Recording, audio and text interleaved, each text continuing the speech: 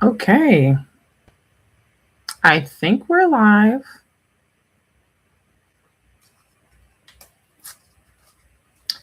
So, you guys, as you guys know, I almost never go live, but there has been so much happening. Let me get myself together for you all.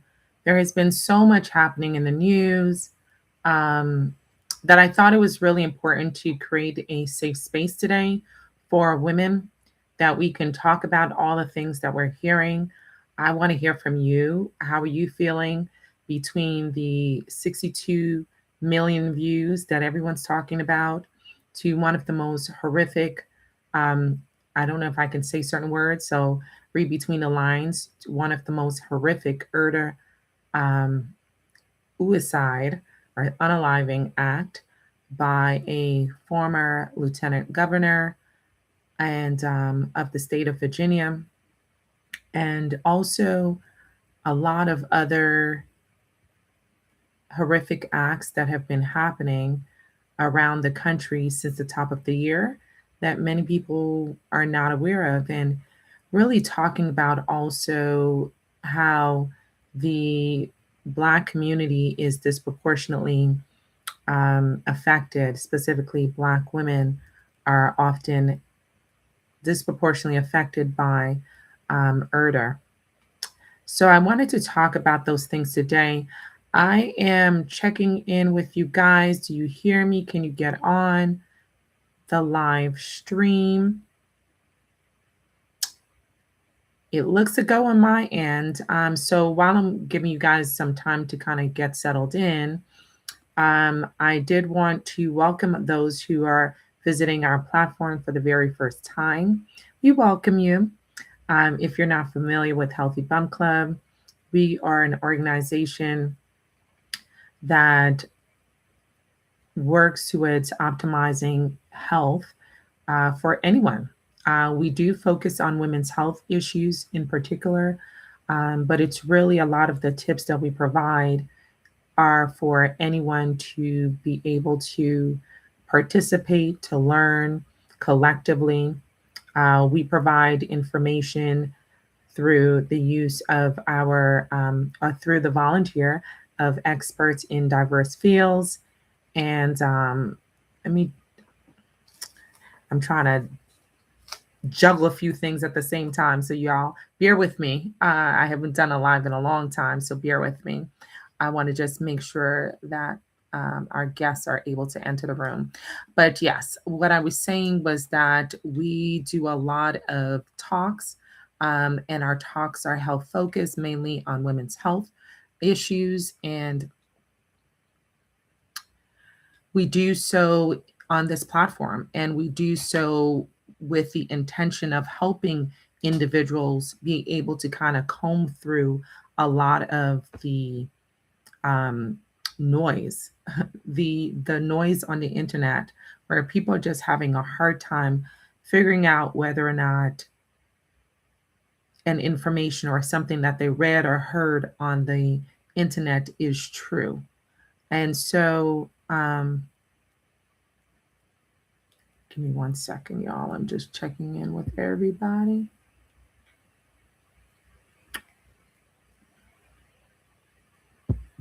Let me see. Let me see. Let me see. Let me see.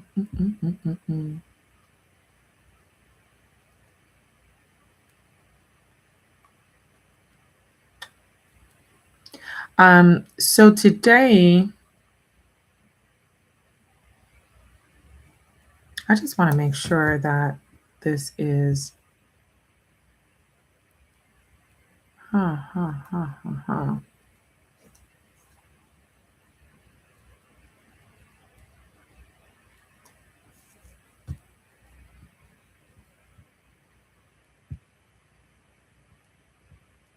If you are in the room, can you message and let me know that you're in the room? I just want to make sure that I am. Okay, I just want to make sure. Can you guys see the chat? I just want to make sure that you can see the chat as well. And then we'll get into this conversation because it's a conversation that needs to be had, a conversation that is quite necessary. So, let's get into it because I don't want to hold the ones that are here back. I want to make sure that you're able to get the information and go on with your day, right? So, one of the things that I wanted to talk about today is the whole CNN investigation, that report that came out that says as equals. Now, for those of you who did not hear about this report, it has been trending on the internet and it has been gaining a lot of momentum, a lot of conversation because it's quite a shocking report, right? One of the things that was particularly shocking about this report is I just want to make sure we have certain things clear. That one, this was a global issue. It was not particular to any particular country, and even though the U.S. was in large numbers, okay, and it was also a just some of the details were just so horrific. So let me break it down for you guys. CNN did a report as part of a series called As Equal, and they discovered or they sort of exposed, I should say, a global online network. And the online network, which has been termed by some as an online grape academy, can't say certain words on here, so read between the lines if you can. So it's an online grape academy. And this particular academy provided men with shared methods, they shared videos, they encouraged each other for the use of medication to sedate someone, read between the lines, to essay women in general, but especially their wives and partners. So that's, absolutely shocking. And I think just so devastating for so many women across the entire world to hear that not only are there individuals out there that are of violent nature, because we don't really talk about rape as a violent act, but it is a violent act. And individuals who have the potential to grape someone are considered to be violent individuals, which means they have the ability to be violent in other ways. So keep that in mind. We don't often talk about that as much. But they would congregate on a platform called motherless.com. And in fact, it was so popular that 62 million views were counted in February of this year. And I believe the latest I heard was after the report came out. So this report came out in March. There was up to over 80 million views on the website. Again, that may not necessarily mean that everyone's on the website for nefarious reasons. It could be, curiosity. But even that is a little weird, if you ask me. But here you have this entire academy that's made up of men across the entire world who are taking notes. And not only are they taking notes, but they're uploading videos. Some of them are called sleep content, where they would video their wives, their partner, or women in general who were obviously sedated. The report also uncovered one particular guy who was selling a liquid substance that was sedating. It did not clarify, as far as I read, what that liquid substance was, but he created a business and was shipping this around the entire world. So again, very, very um, just unsettling information. But even up to over 20,000 users uploaded those sleep videos, filming their partners. And then they would also give instructions on how to do an eye check. So they also uploaded eye check videos where over 50,000 views for that particular category. This was a Telegram chat groups where members essentially traded tips of all the things that you can trade tips on, right? Very, very concerning that this would be your chosen issue or your chosen tip or your chosen community. This particular expose has now sparked investigations in France.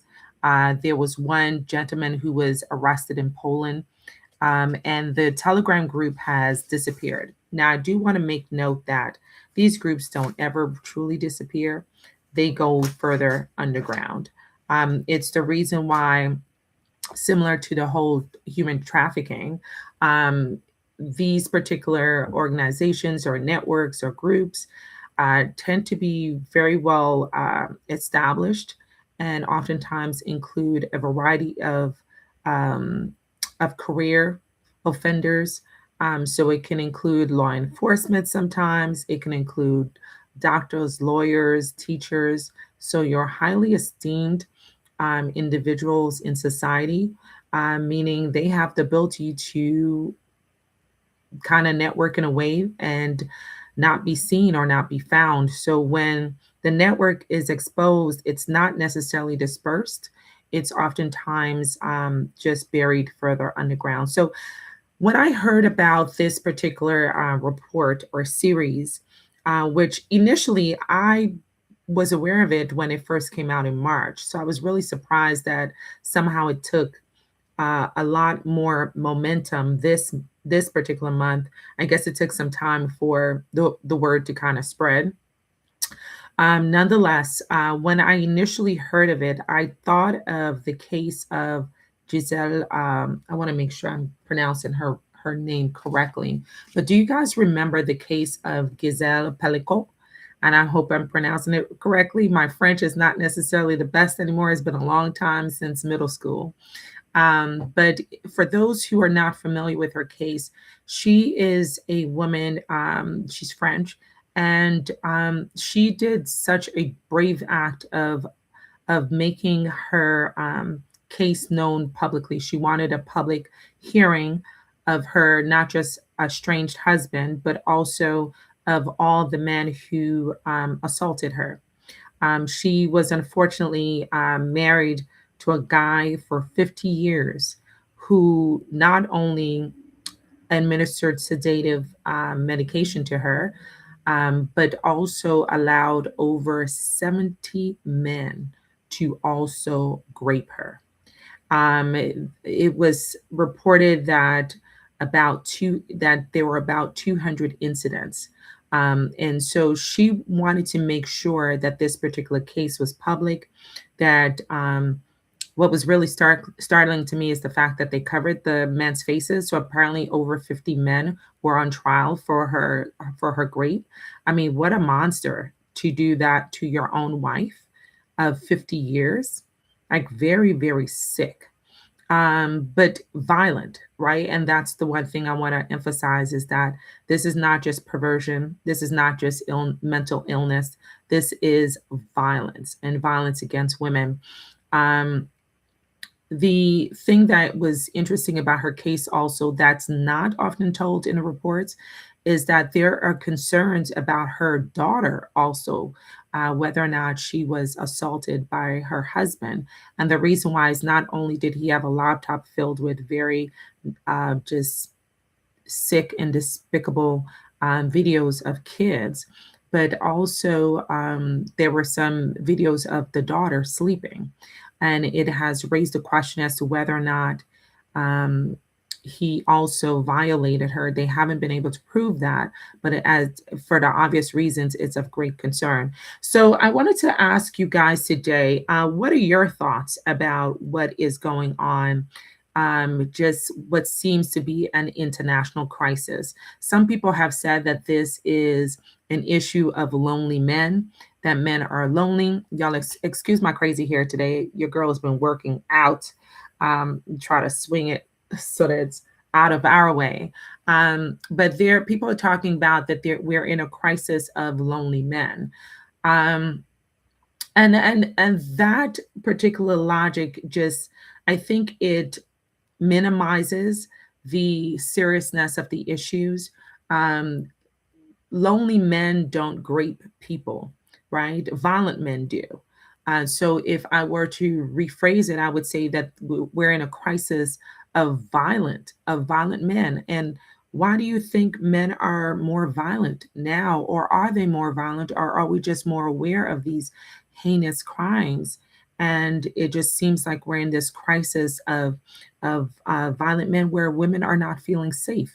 It's the same reason why the beers continue to be trending. I see it a lot in the commentary. We did a talk not that long ago with Dr. Noel where we talked about the trend of women saying that they would choose to be with a beer much more than they would ever choose to be with a man. And it's because of these issues, it's because of these cases, it's because of these incidents that a lot of women just do not feel safe with men. And I would definitely tell you, I have read the comments, and it is very, very much common that women are feeling this way and are expressing their unsettled feelings towards these cases as they come out, feeling unsafe around men, wanting to be by themselves, not wanting to be in relationships, because you would think that perhaps dating would be the concern, but these cases are cases of women who are married. And when you look at the laws, there are countries that do have laws that criminalize marital rape, the US being one of that. All of the states do have laws, including the District of Columbia, do have laws that criminalizes rape. But what's interesting is that the consequence are there are certain loopholes depending on the state that you're in, and so not all of the states punish for such crimes in the same way. There are, I think, a couple of states that, let me just get my notes together because I want to make sure I give you guys the actual details. So it became criminalized in the U.S. in 1993, which happens to be the same year that women were also allowed to be part of research, which I thought was interesting. So there was definitely a lot of, I would say, feminist movement in that year in particular, but we are certainly thankful for all of their efforts. I could tell you that, because many of us are benefiting from the feminist movement from that particular year, perhaps the decade. But in states such as Mississippi, Nevada, Idaho, there is no charge if the partner is unable to consent due to being unconscious or intoxicated. Okay, let me repeat that. There are marital laws across the entire US that criminalize for marital rape.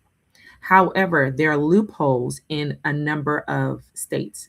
And in particular states like Mississippi, Nevada, and Idaho, the husband, which is oftentimes the offender, which is why I'm using the word husband and not partner or spouse, the husband is not charged if he was unable to obtain consent because the partner, the wife, was unconscious or intoxicated. Now that is the most bizarre. Like, why would that law even exist? Because if you go back to the original case that we talked about, the series that was exposed by CNN, that would be why there are a community of men that are participating in learning how to violate their wives. Because if they live in states like this, they know that the law allows them to get away with it if she is unconscious, if she is not able to give consent. So it's just wild to me to learn about those particular loopholes, and it seems like, why would those loopholes even exist? But yet again, here we are. I believe it was in Ohio, or don't quote me, but one of the states recently, Ohio, Missouri, I don't remember offhand, but they just got passed the law that allows a pregnant woman to leave her marriage while she's pregnant. So a lot of the laws in the US do not allow, you can file for divorce, but you cannot exit your marriage if you are pregnant, which seems like that doesn't make sense, because what if the concerns is domestic violence, which is essentially what we're talking about today, right? So that prohibits a pregnant woman from leaving her domestic violent partner while she's pregnant. It's just, when you really get into some of those laws, it really is concerning that these laws exist, and probably a lot of us aren't even aware that they exist. Um, Probably thinking that there is some safety in the laws, and not even thinking that these would be an issue, or there would be these types of laws on the books, but they are, and it's not just in the US. Thankfully, there are other countries that do have laws that prohibit marital grape, including Australia, UK, South Africa, Nepal, Canada, and most of the European nations. But there are 18 Commonwealth countries where, yeah, no, you're right. It does seem like the laws are corrupt. And when you think about it, thank you for that comment. And when you think about it, who usually makes a lot of these laws? Men, right? Unfortunately, many countries were just getting women into really leadership positions and in politics and in our civic area of government that allows for better laws. But it is a fight. It is not an easy it is not an easy task to try to get some of these laws changed, because even the U.S. still has child marriage allowed in certain states, right? So when you put together the fact that some countries still have child marriage allowed or is legal, and then also do not have protection against marital rape, that means that in some countries, children are legally raped because of marriage. Does that, you see what I'm saying? Yeah, so I agree with you. It does seem to be very corrupt. There are 10 countries in the Commonwealth. So 18 countries in the Commonwealth legalize grape, right? And then 10 countries legalize, in the Commonwealth specifically, legalize child marriage. Now, did you guys hear about the Ghanaian law? So the Ghanaian law, which was really interested, talking about countries that have really interesting laws on the books that seem to make women vulnerable. So in Ghana, there is a law where, I will say, at least this particular law criminalizes both men and women. But what do you think about the law in Ghana where men and women who deny intimacy or affection to their spouses can face up to 2 years of imprisonment? So if you deny your partner in Ghana intimacy, you can actually be imprisoned for that. Authorities are saying that they consider it to be a form of emotional abuse. So it's under their Domestic Violence Act of 2007. Isn't that surprised me? And I will definitely tell you, I saw a post about this and comment about it. And there are people who are hardcore believers that this law is an appropriate law and are very much supportive of it. And they are using the Bible to justify it. And what's really interesting, even though this is not a religious platform, I just want to touch on that in particular. When I asked them about the scripture that tends to be quoted with regards to this, what was the context of the scripture? Why was that scripture even written? They can't really tell me. So it's really interesting that religion is used as a justification for these laws, but the people who support the laws in um, who support these laws and are using biblical purpose behind them can't even explain the context of the scriptures that they're quoting. So it really makes you think about, how much are we really supporting um, in this particular case, biblical scriptures, if we don't really understand the context of the scriptures. And when you don't understand the context of scriptures, it can lead to exactly what we're seeing, a rise in laws that make women vulnerable. Women are by far the majority of cases, not exclusively, but by far the majority of cases of when it comes to being violated in domestic violence victims, marital rape.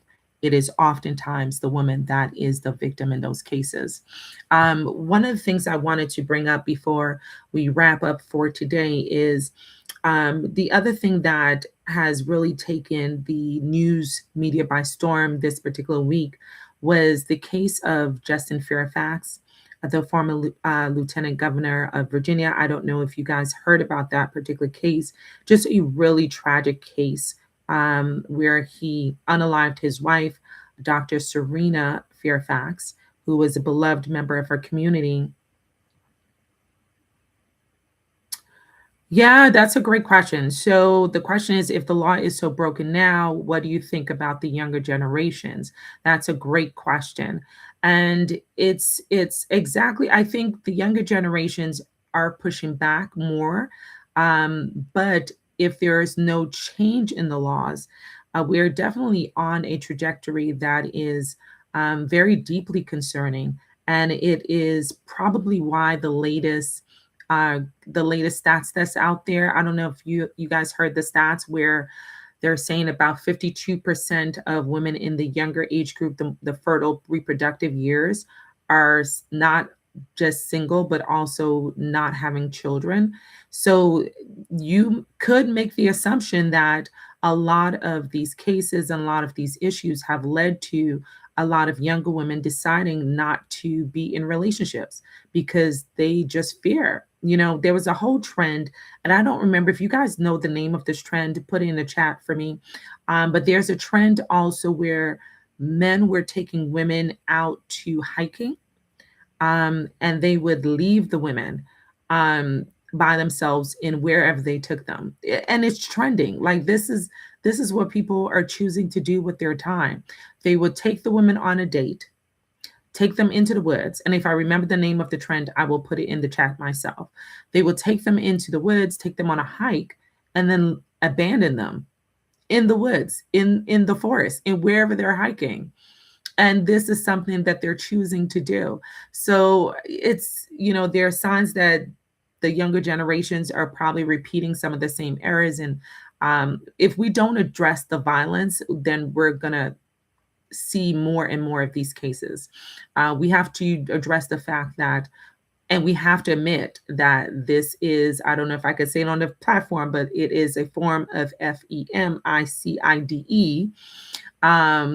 is what a lot of people are concluding about these cases. And the fact that we're seeing these trends could be an indication that we will not see many more marriages, that people will likely remain single because women just do not feel safe. And if you have cases where now you have women being unalived by their partners, women who are being exposed by their partners, sedated by their partners. I'm trying to avoid certain trigger words on this platform. It's very possible that we will continue to see just, this ongoing trend in younger generations as the younger men repeat what the older men are doing, and push back with the younger women who are deciding that they're not going to be in relationships. It is disgusting. It is disgusting to think that a husband can let their wife be raped by many men. Gazelle, if you have not read that report or that story or seen her interview, she did an amazing interview. I think it was with PBS, where they talked about just what her experience has been like. She did admit that she had episodes of being just lapse in her memory, probably from the trauma. But yeah, it is unfortunately accepted by many countries. I didn't mention the League of Arab Nations, that, and just if you think about a lot of the Arab nations, whether it's Somalia, Iraq, Kuwait, and the list goes on, what's interesting about their laws is that a lot of them do not have specific laws that prohibit rape against in marital circumstances. But also the way they define rape is also very restrictive. So they only define it by the use of force. And they only describe the type that happens with V to P insertion. And we all know that there are a variety other types of rapes that can happen. So yeah, it is very sad to see that these things are happening. Yeah, it's understandable. And the numbers are showing. The numbers are showing that women do not want to be married. Women are like, give me the beer any day. I do not want a husband. I do not want to be married because these incidences are very much terrifying. And people are deeply concerned about the the end result of this. We talked about on this platform the birth outcomes and the birth rate declining in so many countries. And when you see things like this, it kind of understand why. You understand why women are making these choices. One of the things I wanted to bring up with the Fairfax case, how absolutely tragic that particular case is. And tragic also because there's been a lot of pushback by Black women because the news media and outlets and people who knew the couple personally were sort of glorifying him, saying, or in some ways trying to justify him, saying what a good guy he was, how he was an outstanding citizen, how they're shocked that he would do something like this. And just goes to show how disconnected we are. Someone's public figure, public appearance is not an indicator of their private life.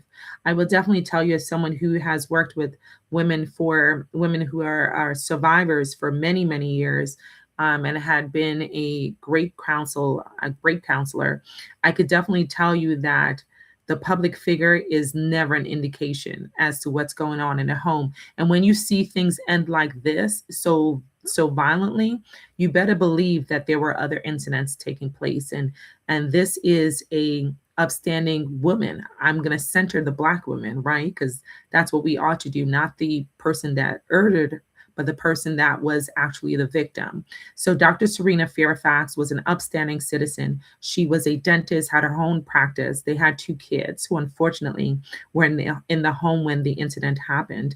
And we have a great loss. Her community is grieving her loss. I saw a comment from her sister who expressed that the family is just in utter shock and is really grieving. But I want us to continue to center the victim and not the assailant. It is so important that we center, especially Black women, when it comes to these violent acts, because we know that Black women, especially Black American women, that's the stat I know. I don't know about other countries.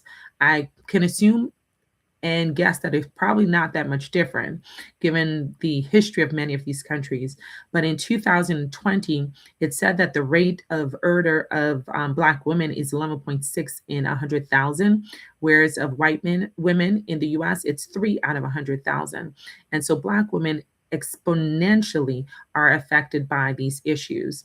Black women, especially in the age group of 25 to 44, it is said that the urder rate has increased by 73% between the years of 2014 and 2020. It is just absolutely so sad. And I know some of you, no one knows what goes on. You're right, no one knows who goes on behind closed doors. I could tell you another story that's been in the news that where people are asking what really went on behind closed doors is the story of Ashlee Jenae Robinson. She is the influencer, very successful beautiful Black woman who is who is a successful influencer, which is why her story has garnered lots of attention, who was on vacation with her partner of 1 year, I believe, who proposed to her in Tanzania, specifically in Zanzibar, a very exclusive, very popular area to vacation in. And it was said or reported, because we still question some of the details, it was said that she was found, and that the law enforcement had concluded that she unalived herself.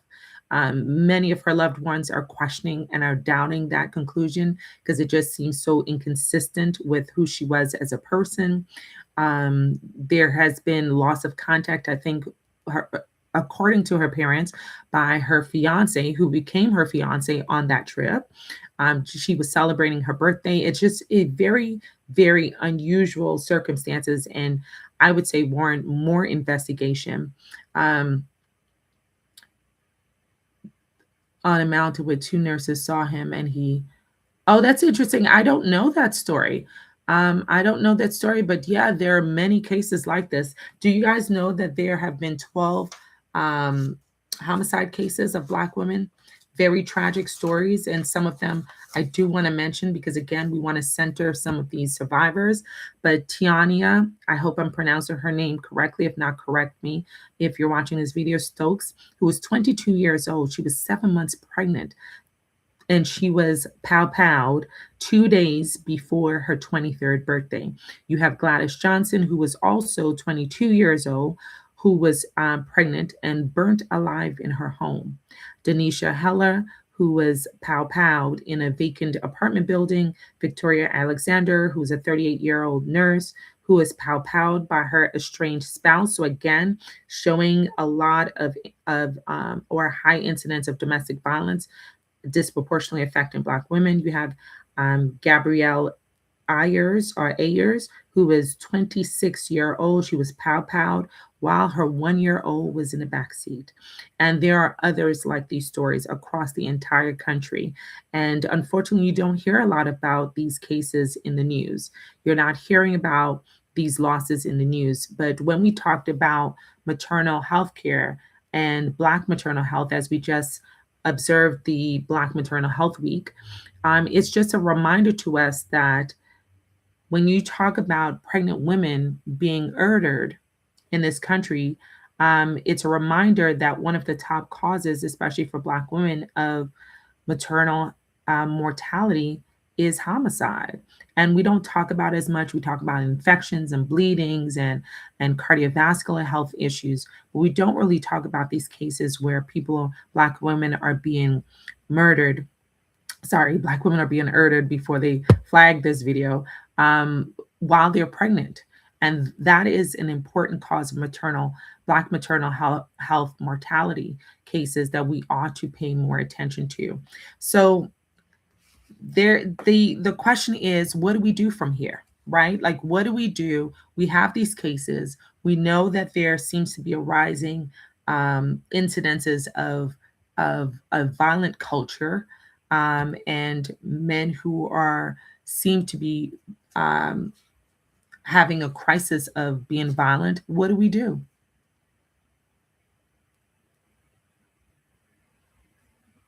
Yeah, it affects women across the board. That's for sure. Black women, unfortunately, just have higher numbers. Yeah, yeah. And the question is, who's responsible?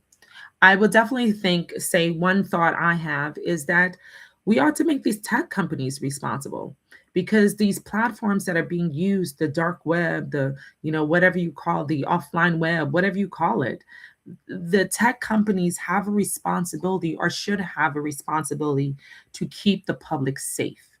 And while they want to make sure that we have our privacy and our freedoms of privacy, even though they violate it in other ways, it's really important that we hold them accountable, that they're held accountable to making sure that these dark rooms don't exist, where people can plot and plan and upload videos of women being violated. That should not be allowed on any platform, and there should be laws that prohibit the occurrences of these rooms or dark areas on the web. And I don't even think that these are considered dark areas, because they're actually on legit platforms. So these legit platforms need to, yes, sad to say, yes. These legit platforms are to be held accountable. If they identify that there is nefarious activities taking place on their platform, they should be held accountable. Just like we talked about in another episode with Kendra, one of our social workers. We talked about the virtual reality and how young girls were being violated in the virtual reality spaces. Thank God that is gone off of beta now. But the laws were behind and could not protect people in those circumstances. So I think we ought to hold them responsible. I think the government also needs to be held responsible. There needs to be laws that are more protective of women, that are more protective of kids, that are more protective of girls. There needs to be responsibility among men in society.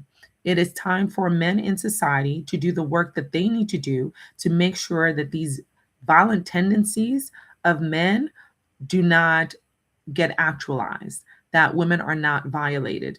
One of the things that was a suggested goal set by the CDC was allyship, really raising the voice of men who are true allies in this space to mentor other men who may have factors that identify them as being high risk for being violent. Again, these are violent acts, right? So violent people do violent things, and grape is a violent act. But grape is not the only violent act. And so if you identify kids and young men that are at risk for, just like you identify women who are more likely to be victimized, you can identify, and there are factors that identify young boys, young men that are more likely to have violent tendencies. It is important that we build up the men who who have great emotional health, to then be able to mentor these young men. Well, that's another situation right there. You raise an important point, right? And on that note, holding our officials, especially the highest office of the land, responsible. That's a great comment, right? Because if the leadership of a country is allowed to participate in certain activities, not questioned, not held accountable, not even questioned, not even brought before under oath to answer questions, to bring clarity. Because if you're innocent, you should be okay with bringing clarity to your situation and to proclaim that you are truly innocent. But you're right. If we do have leadership in countries, so that is our responsibility, right? We talked about the responsibility of tech companies. We talked about the responsibility of the government, but not the responsibility of the citizens, right? It is our responsibility not to elect officials, kind of like what happened in California these past 2 weeks, where someone who was running for governor stepped down out of the race and stepped down from his position in Congress because of allegations. Even if you swear you're innocent, then it is your responsibility to step out of the race, clear up your issue, deal with that issue, because it's a disservice to the public at large. But it's also our responsibility as the public not to elect officials who are known to have precarious behaviors, who are known to have these violent behaviors, who are known to objectify women, who are known to assault. It is our responsibility not to elect them, because once we elect them, we kind of okay the behavior. Even if they're just caught on tape, that should be enough. If someone is caught on tape saying something that's nefarious towards women, that is a safety issue for women. And we ought to prioritize the safety of women. We have to select people who are God fearing. You would hope, right? But the one who's selected swear he's God fearing. All right. Won't put his hand on the Bible, but the evangelicals swear that he's a gift of God. So, even that can lead to very murky waters, because who people consider to be God fearing, who people consider to be gift of God, varies depending on your perspective. And it shouldn't, right? We should all have the same type of insight and the same spirit, the same type of discernment. But apparently, that's not the case, right? So I think all in all, every level of society, whether you are, and let's amplify the voices, I would say, of those who are countering this type of behavior, like the Pope, and let's protect the Pope when he is countering these types of behaviors, right? So that's our responsibility as government officials, as citizens of these countries, to really also monitor these behaviors and to denounce these behaviors, because it's leading to a society that's so unsafe for women. And if you're really concerned about the birth rate, if you're really concerned about the declining marriages, if you're really concerned about the relationships in your society, then this should be a priority. The safety of women should always be a priority.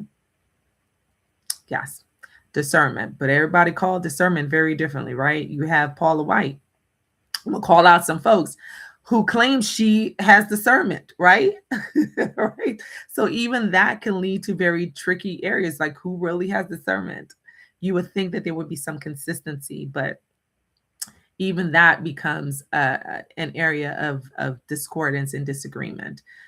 So it's just, I think, however, regardless of your faith and your belief and your perspective of your faith, I think the average person in the entire world has a moral compass of some of sorts, right? So I think there are certain things that I think we should all be able to agree on from a moral perspective that should not be allowed, and take the responsibility and voice our opinion and voice our desires through our votes, through our organizational empowerment, and through the mentorship of young women as well.